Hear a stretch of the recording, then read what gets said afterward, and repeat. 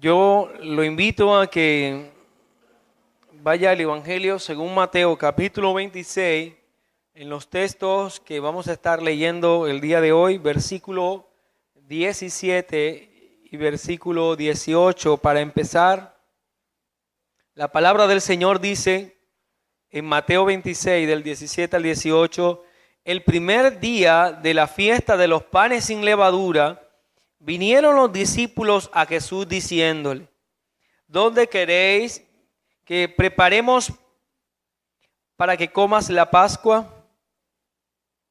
Y él dijo: id a la ciudad a cierto hombre y decidle: el maestro dice, mi tiempo está cerca. En tu casa celebraré la Pascua con mis discípulos. El sermón de hoy lleva como título una cena de amor, una cena de amor. Una vez más, Mateo pasa de un cuadro a otro en forma rápida, en forma inesperada, incluso si se puede llamar así, pasando entonces del plan y la disposición pecaminosa de la traición de Judas a la intimidad de la celebración de la Pascua. Y algo peculiar del relato de los distintos evangelistas es su interés en evidenciar las convicciones teológicas que ellos tienen en los mismos relatos. De manera que cuando nosotros leemos cualquiera de los evangelios, no estamos frente a historias tomadas en una forma miscelánea y organizada para presentar un argumento.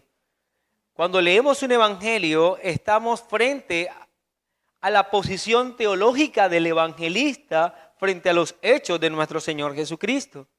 Así que el hecho de que estén conectados de la manera en que están conectadas las historias en el evangelio de Mateo obedece a que Mateo quiere presentar su intención teológica o la verdad teológica detrás de los relatos de la vida de nuestro Señor Jesucristo, y por eso lo organiza de esta manera, no es un capricho. De manera que cuando nosotros vamos mirando el relato cronológico de Mateo, estamos más bien frente a la exposición teológica que Mateo quiere hacer de Jesucristo. Para este sermón vamos a exponer entonces el relato de la institución de la Cena del Señor, lo que vendría luego, y de hecho lo vimos en una escuela hace poco, a ser parte de uno de los dos sacramentos instituidos por el Señor Jesucristo para la iglesia cristiana. Y yo quiero simplemente aferrarme a lo que el texto dice. No tomaré este texto para decir algo tocante al sacramento a manera de escuela, puesto que creo que ya eso lo hicimos. Yo creo que sería sobreabundar en algo ya dicho, sino que nos sumemos al pensamiento de Mateo, al pensamiento del evangelista, porque la cena tiene una fuerte conexión con los sucesos que ya pasaron y con los sucesos que vendrían. Así que no podemos tomar la cena y sacarlo y exponerla sola. Está conectado con todo de donde venimos y hacia dónde vamos. Deseo entonces que echemos una mirada en cuanto al tema que dimos como título una cena de amor, pero que veamos tres cenas descritas en estos textos. Tres cenas descritas en estos textos que vamos a ver hoy y que serán el bosquejo de este sermón. Yo quiero que veamos una cena del pasado, sería este el bosquejo, una cena del pasado. Número 2, una cena del presente. Y número 3, una cena del futuro. Una cena del pasado, una cena del presente y una cena del futuro. El Señor nos ayude en este día, mis hermanos, a estar y a escudriñar en su palabra. Empecemos entonces una cena del pasado. El texto del que partimos nos dice: el primer día de la fiesta de los panes sin levadura. La ley establecía en una forma clara la fiesta de la Pascua. el día 14 del mes de Nisan, que traduce ese nombre del mes, comienzo, desde ese día empezaba para los judíos el año religioso. O sea, el día 14 del mes de Nisan, este nombre fue dado después de la cautividad de Babilonia al mes que nosotros conocemos como abril, y que para ellos ese es el primer mes del año. De allí inicia entonces el tiempo según su calendario religioso, según su año religioso, en lo que el evangelista llama el primer día de los panes sin levadura, y ese primer día era el jueves. Y yo espero que todavía tengamos claro de dónde venimos. Recuerde que el Señor viene de un martes muy agitado, desde llegada al templo, desde el enfrentamiento con todos los distintos sectores de la enseñanza judía, del dogma judío, pasar entonces a toda esa maravillosa enseñanza escatológica que la vimos nosotros también. Luego llegar a la casa de Lázaro, en donde María lo unge. Y ahora entonces vamos a ver al Señor Jesucristo según lo que dice Mateo, que se encuentra en el jueves, que es el primer día de los panes sin levadura. Nos quedaría entonces una pregunta, y es: ¿qué se hizo el miércoles? Pero creo que si revisamos los distintos evangelios, ninguno nos da razón de ello. No sabemos qué hizo el Señor Jesucristo el miércoles. No hay razón, no vemos qué se hizo el miércoles, porque el relato nos lleva de una vez al jueves, el primer día de los panes sin levadura, el día en que debía celebrarse la Pascua según la ley. Ahora, ¿cuál ley? Recordemos Éxodo capítulo 12, versículo 6 en adelante, dice de la siguiente manera: y lo guardaréis hasta el día 14 de este mes, y lo inmolará toda la congregación del pueblo de Israel entre las 2 tardes. Y tomarán de la sangre y la pondrán en los 2 postes y en el dintel de las casas y en que lo han de comer. Y aquella noche comerán la carne asada al fuego y panes sin levadura, con hierbas amargas lo comerán. Y la sangre os será por señal en las casas donde vosotros estéis. Y veré la sangre y pasaré de vosotros, y no habrá en vosotros plaga de mortandad cuando hiera la tierra de Egipto. Y este día os será en memoria, y lo celebraréis como fiesta solemne para Jehová durante vuestras generaciones. Por estatuto perpetuo, lo celebraréis. De manera que en esta instrucción, antes de la salida del pueblo de Israel de Egipto, las familias eran convocadas a la mesa. La cena debía ser preparada y debía ser servida. La sangre debía ser vista como señal, ya que estaba pintada en los dinteles entonces de las puertas y las ventanas. Y el azote que recibirían los egipcios sería también para ellos la bendición de su liberación. Todo esto debía estar en la mente del judío año tras año al llegar a estas fiestas, según la ordenanza de la ley del Antiguo Testamento. Debía guardarse como estatuto perpetuo, y cada uno de los años debía hacerse. Ahora, este es el momento en el que se manifiesta que el Señor Jesucristo también guardó esta ley. Él vino a cumplir la ley en forma perfecta. Esto es la razón por la cual en el versículo 18 de Mateo 16, Él les dice: id a la ciudad a cierto hombre y decidle, el maestro dice, mi tiempo está cerca, está en tu casa celebraré la Pascua con mis discípulos. Así que Cristo comisiona a sus discípulos a preparar todo para la cena pascual, a cumplir lo que la ley determinaba que se hiciese en esa fecha. Ahora, si somos estrictos en lo que la ley dice, en el cumplimiento, ya parte de la cena debió estar preparada, porque la ley decía que ese sacrificio debía ser asado en fuego las 2 tardes anteriores. Así que de alguna manera, se debía entonces preparar la cena con anterioridad, preparar todas las cosas.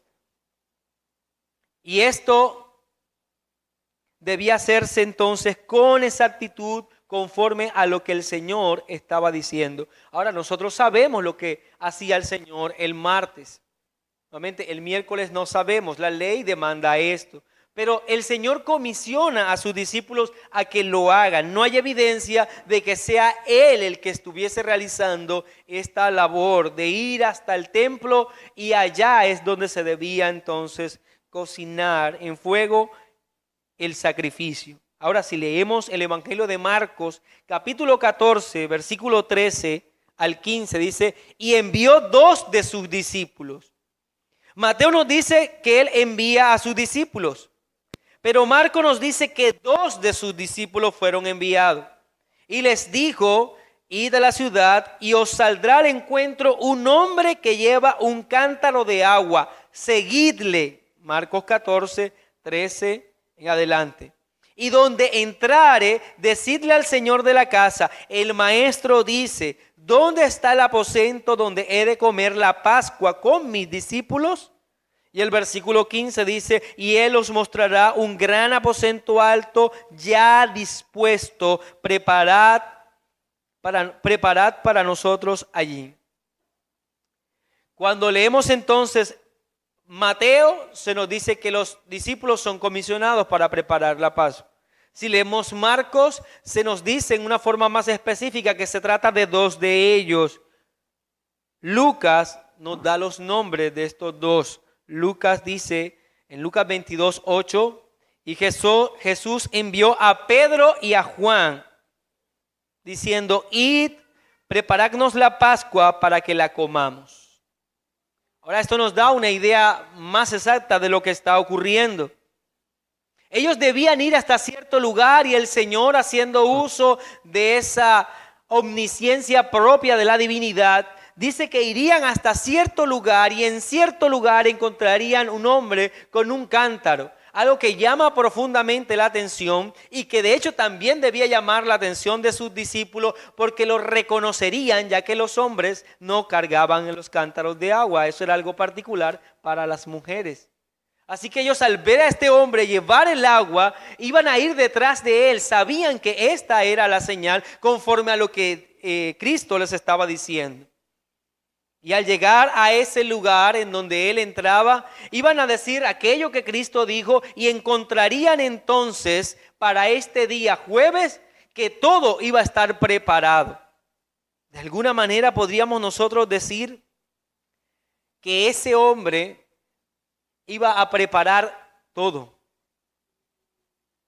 Que él iba a encargarse de que todo lo que se necesitase para la Pascua estuviese allí. Y eso nos lo deja ver el texto bíblico, cuando ya estaría todo preparado para que el Señor participara de la Pascua con sus discípulos. Para la llegada de la tarde del jueves, todo debía estar preparado. Ahora, son innumerables cosas que debían estar allí. El cordero debía estar para ese momento cocido a la perfección, porque la ley prohibía que estuviese a medio cocer, que no estuviese totalmente cocido. De hecho, era abominación a los ojos del Señor. Así que debía estar perfectamente cocido a la perfección, preparadas las hierbas amargas. También debía haber una salsa de nombre aroset, compuesta de higos, avellanas, almendra, todo esto machacado con vinagre. Y el color de esta salsa en particular recordaría al pueblo de Israel el barro con el que ellos hacían los ladrillos en Egipto.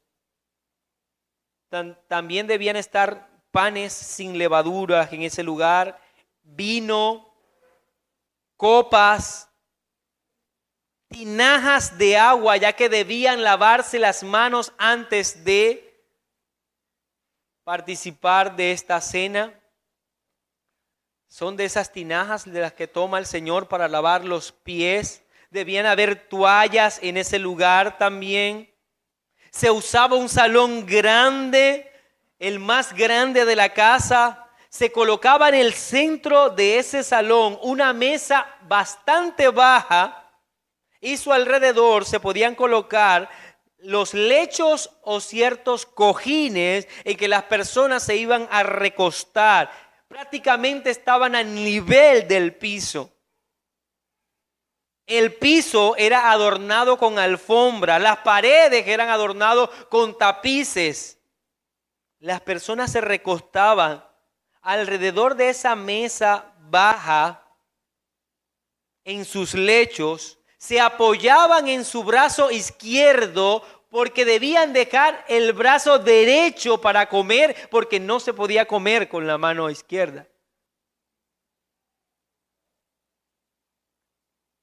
Muy a los griegos y a los romanos estarían entonces casi que echados para comer.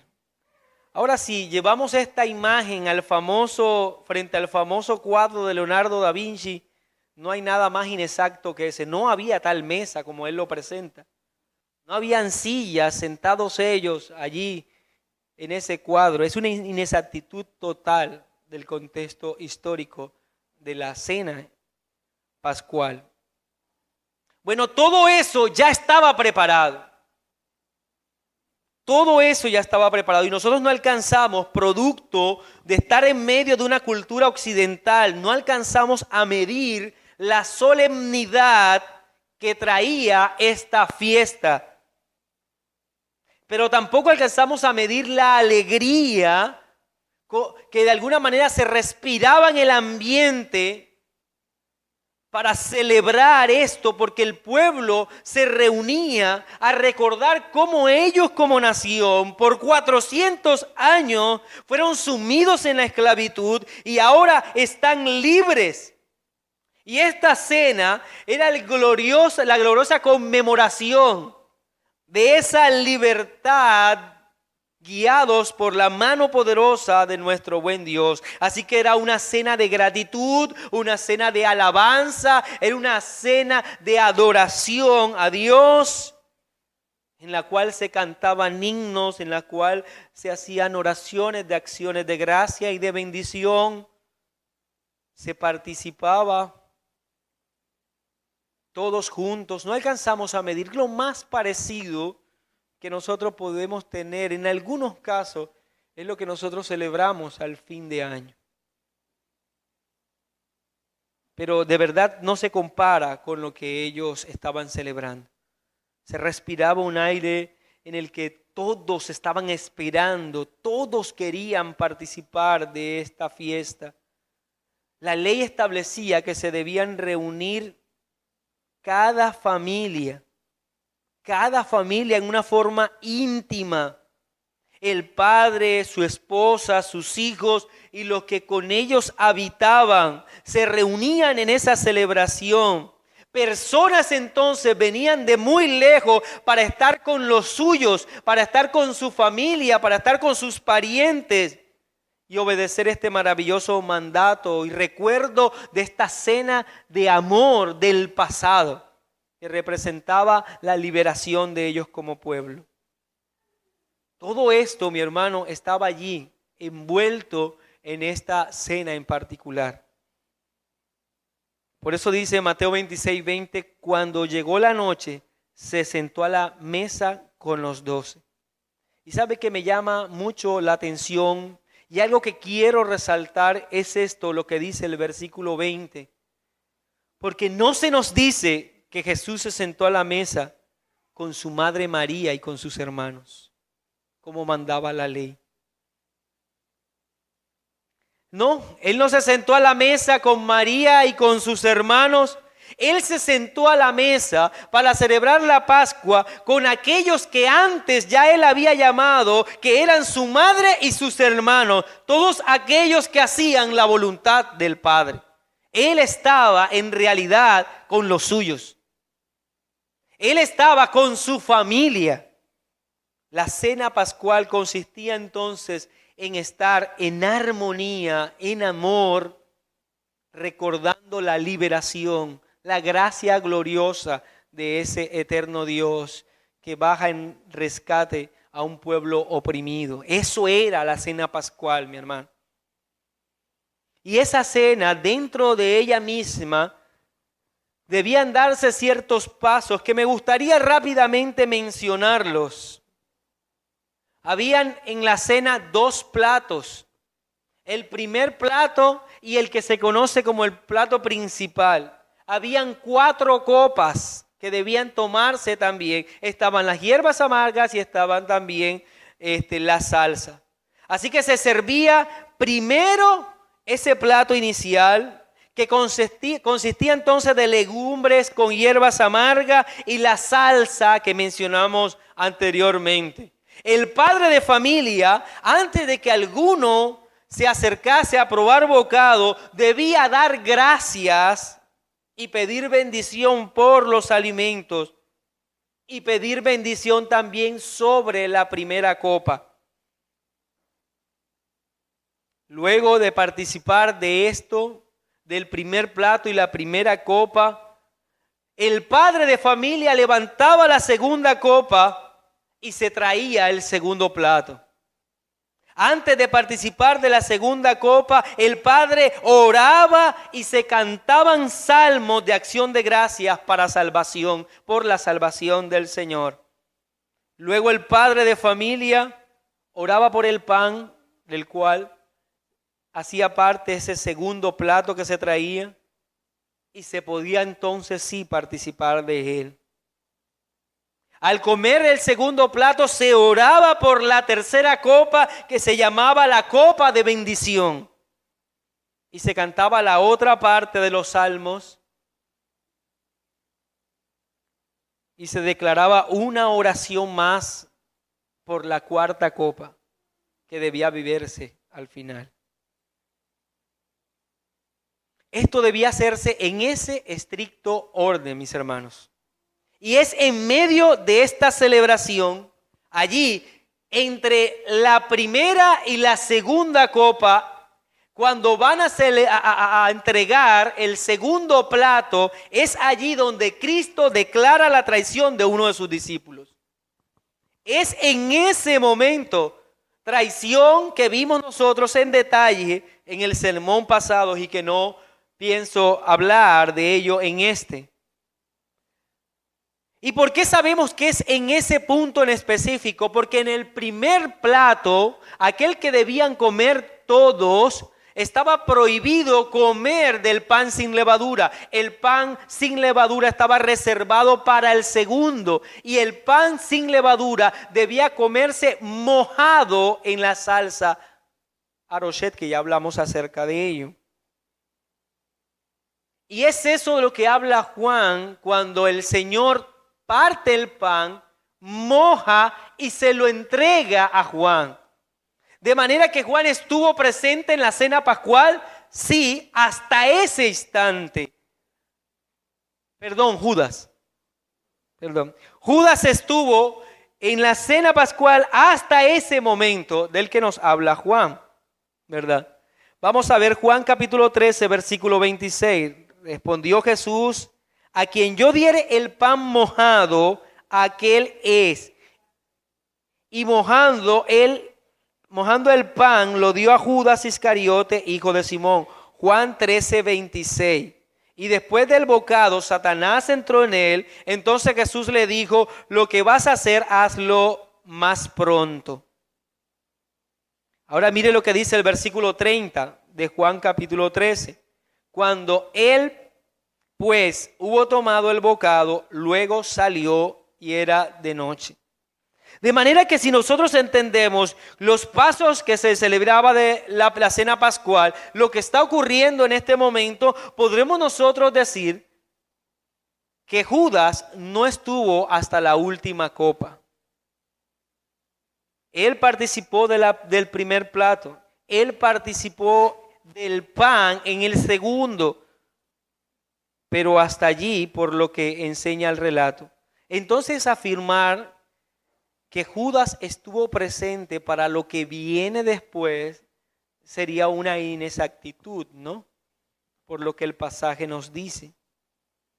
El Señor moja el pan en la salsa, eso era parte del segundo plato, y lo entrega a Judas. Él comió la cena pascual y luego se fue, según el relato de Juan. Mis hermanos, hasta este momento vamos a ver entonces cómo el Señor Jesucristo participa con sus discípulos, aún con el traidor, de la cena pascual, de una cena del pasado, que recordaba algo del pasado. Ahora pasemos entonces a una cena del presente. Mateo capítulo 26, versículo 26, dice: y mientras comían, tomó Jesús el pan y bendijo y lo partió y dijo a sus discípulos y dijo: tomad, comed, esto es mi cuerpo. Y tomando la copa, habiendo dado gracia, les dio diciendo: bebed de ella todos, porque esto es mi sangre del nuevo pacto, que por muchos es derramada para remisión de los pecados. Podemos nosotros entonces afirmar que la copa que el Señor tiene en la mano, o debió ser la tercera copa llamada copa de bendición, y de hecho hay mucho que se pueda interpretar para de verdad afirmar que es esa, porque era la que el padre de familia oraba y pedía bendición por ella, y es lo que Cristo hizo en esta copa en particular. Cristo entonces pasa de una conmemoración del evento pasado a hacer algo que a la mente de los discípulos era totalmente novedoso. Aquello que representaba la liberación del pueblo como nación de la esclavitud egipcia, de allá pasa Cristo a lo que desde ese momento iba a ser la cena que practicaría la iglesia como conmemoración, para conmemorar la liberación, ya no de una nación de otra, sino de su pueblo de la esclavitud del pecado. Esta cena entonces representaría la reconciliación con el Padre. En medio de la cena pascual, el Señor introduce una nueva cena. Ahora déjeme decirle algo, no con el propósito de desechar totalmente la cena pasada, sino con el propósito de transformarla, de darle ahora un verdadero entendimiento, porque lo que fue en el pasado, lo que vivió el pueblo de Israel en el pasado y que practicaron año tras año, no era otra cosa que un mero tipo de lo que en este momento estaba sucediendo. Así que no es desechar todos los elementos de la cena pascual, es llevarlo al correcto entendimiento, es lo que Cristo hace.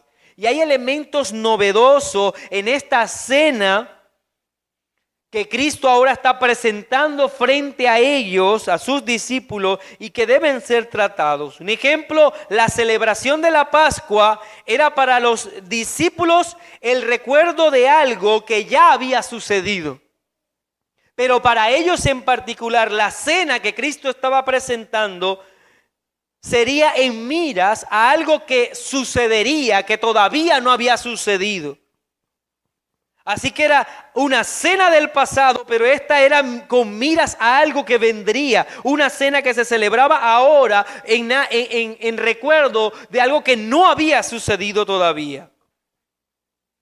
Otra cosa novedosa son los dos elementos. Mientras la cena de la Pascua tenía todos aquellos elementos de los cuales nosotros estuvimos analizando ya, esta solo tiene pan y copa. No tiene sino dos elementos particulares que el Señor señala como Él mismo, su cuerpo y su sangre. Por eso Pablo dirá que el Señor Jesús, la noche que fue entregado, tomó pan y habiendo dado gracia lo partió y dijo: tomad, comed, esto es mi cuerpo que por vosotros es partido, haced esto en memoria de mí. Asimismo tomó también la copa después de haber cenado, diciendo: esta copa es el nuevo pacto en mi sangre, haced esto todas las veces que la bebieres en memoria de mí. Así que estos elementos, pan y copa, es el cuerpo y la sangre. Era el énfasis que se hacía en esta cena entonces. La cena pascual fue por la liberación de los antepasados, de los discípulos. La liberación de la esclavitud. La cena del Señor hace una mención a una salvación personal, no como nación, sino una salvación personal. Dice: esto es mi cuerpo que por vosotros es partido, haced esto en memoria de mí. Así que la cena pascual tenía un carácter nacional.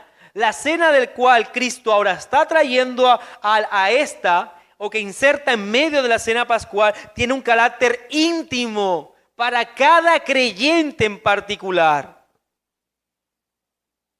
Así que la cena pascual recordaba al pueblo nación que ellos eran libres. Su énfasis estaba en ellos. Ellos siendo libres, recordaba la cena pascual. Pero la cena del Señor se trata de Cristo y Cristo inmolado. Así que el centro, o a donde se dirige esta cena que Cristo está presentando, es hacia Él mismo. Cuando dice: asimismo tomó también las copas después de haber cenado, diciendo: esta copa es el nuevo pacto en mi sangre. Es a Él a que hace referencia esta cena. El cordero de la cena pascual no era el importante.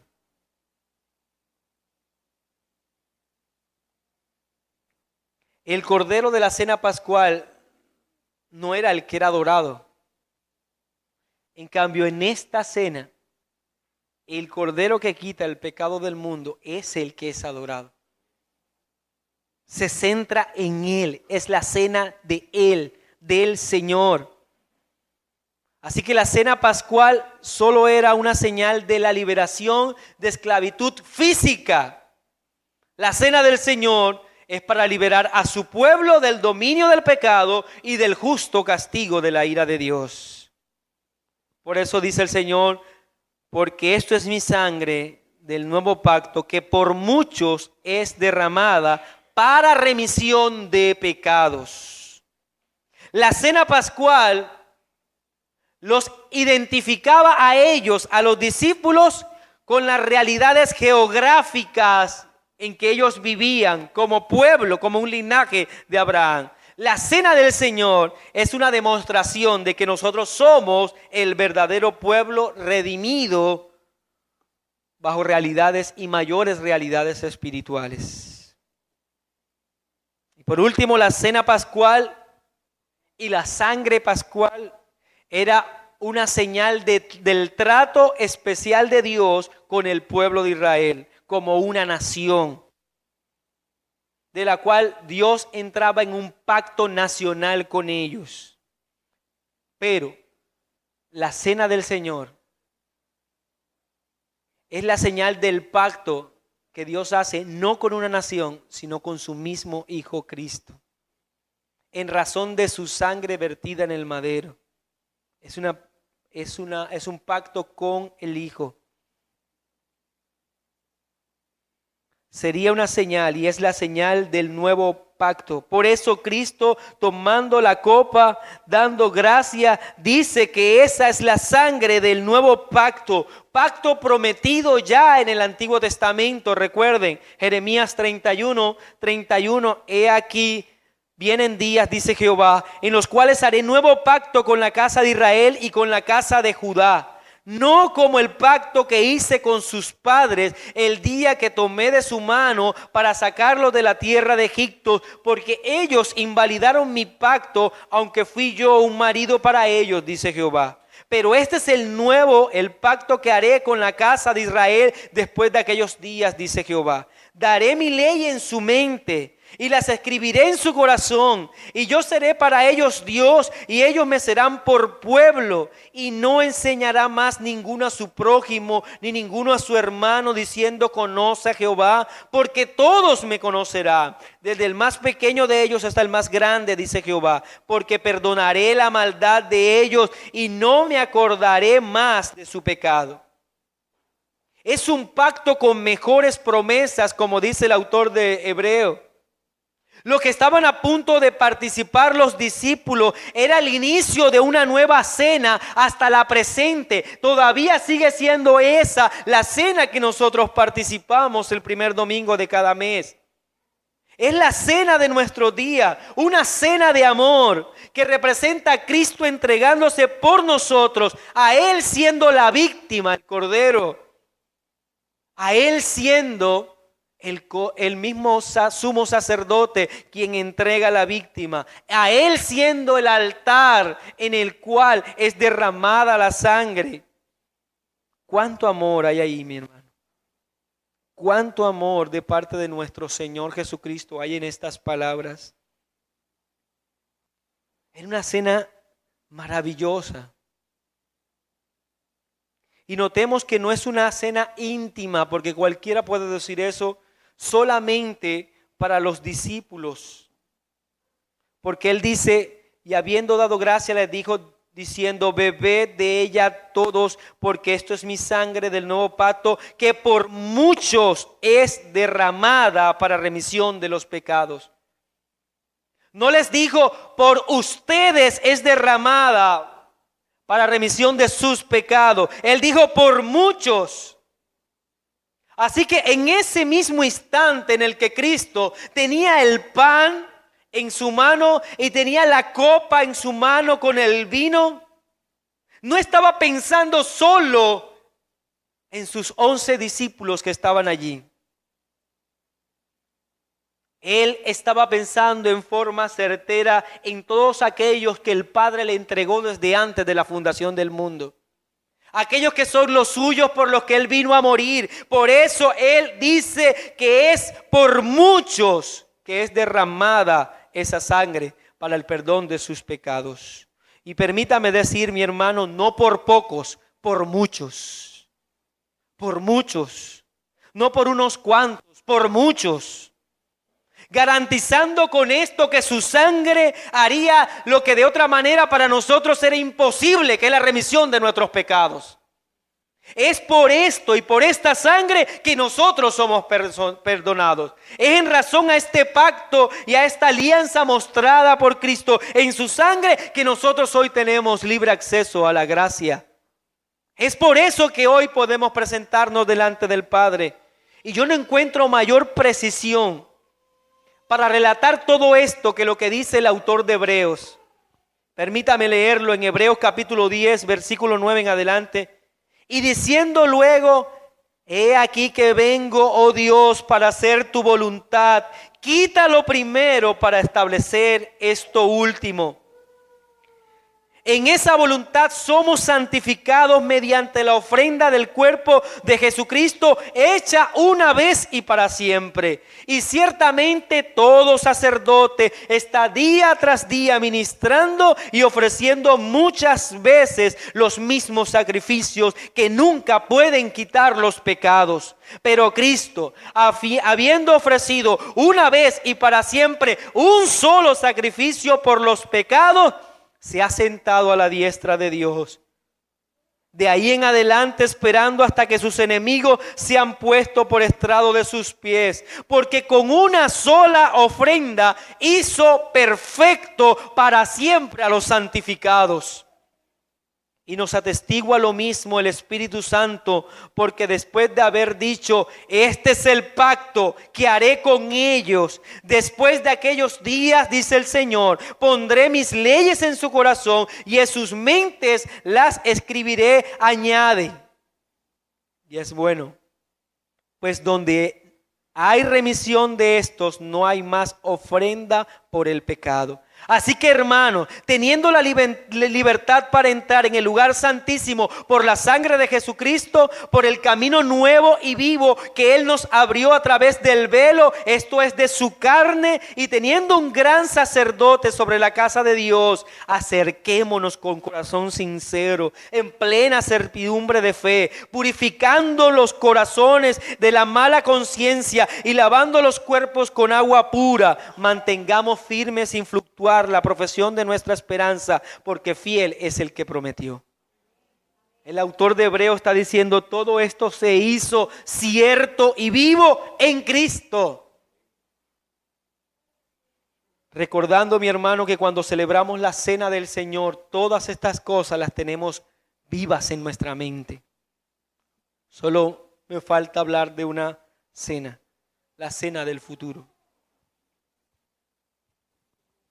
Versículo 29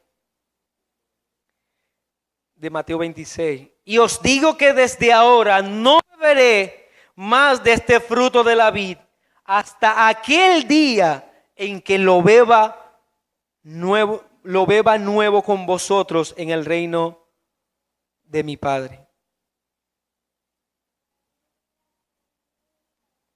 Esta misma noche, este mismo día, Cristo participó de la cena que celebraba y recordaba la liberación física de Israel. Pasó a instituir lo que sería la cena que recordaría la liberación del pecado en su sangre. Ahora detengámonos en esta promesa futura, mis hermanos.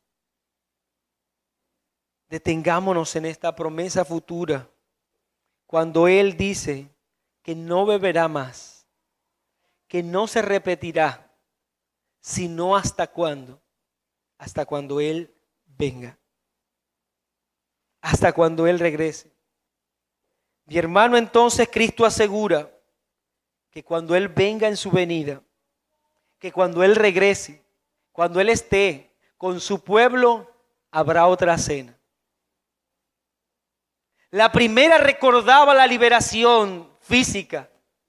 La segunda recordaba la liberación espiritual del pecado. No podemos decir con exactitud cómo será la tercera, pero sí podemos decir claramente lo que no será.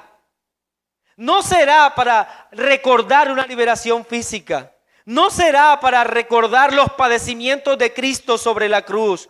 Esta tercera cena, mi querido hermano, sin lugar a duda, será para recordar la victoria de Cristo sobre todos sus enemigos. Esta tercera cena, mi hermano, será para que nosotros participemos libres, completamente libres de toda presencia de pecado. Cuando nuestro cuerpo sea unido al suyo en forma gloriosa y seamos semejantes a Él, participaremos de una nueva cena, ya no en humillación, sino en gloria. Mi hermano, esta cena